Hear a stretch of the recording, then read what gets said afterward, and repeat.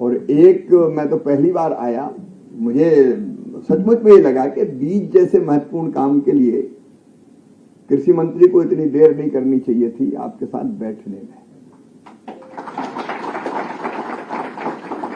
तो हम जल्दी फिर बैठेंगे, इसके हर पहलू पर विचार विमर्श करेंगे,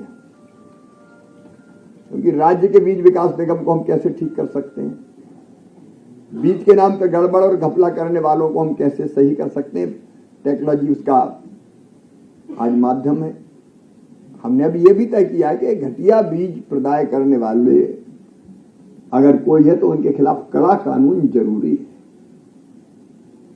घटिया पेस्टिसाइड, खाद और सीड्स पे हम एक नया सीड एक्ट का प्रारूप हम तैयार कर रहे हैं, ताकि गुणवत्तापूर्ण सीड्स, और हर तरह के सीड्स की जरूरत है। मैंने आप देखा यहाँ गेंदे का भी सीड आप तैयार कर रहे हैं, फूलों के भी, फलों के भी, सब्जियों के भी, और बाकी अनाजों के तो फूलों की जरूरत होती है। एक बार आप पूरी आवश्यकता का आकलन कीजिए,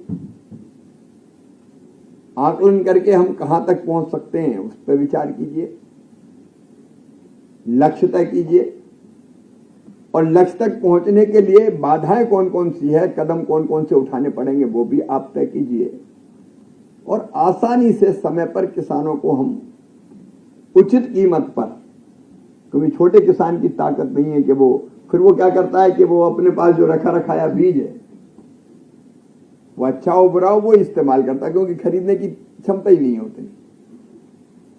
तो हम छोटे किसानों तक भी गुणवत्तापूर्ण बीज कैसे पहुंचा सकते हैं। दलहन मिशन, तिलहन मिशन, अभी प्रधानमंत्री धन धान्य कृषि योजना, क्योंकि उन क्षेत्रों में उत्पादकता बहुत कम है, उनको कैसे फोकस करके हम काम कर सकते हैं कि वहां भी उत्तम बीज पहुंचे। अगर उन जिलों में प्रेजेंस ना हो तो वहां बीज विकास निगम की प्रेजेंस हमारी पहली प्राथमिकता होनी चाहिए।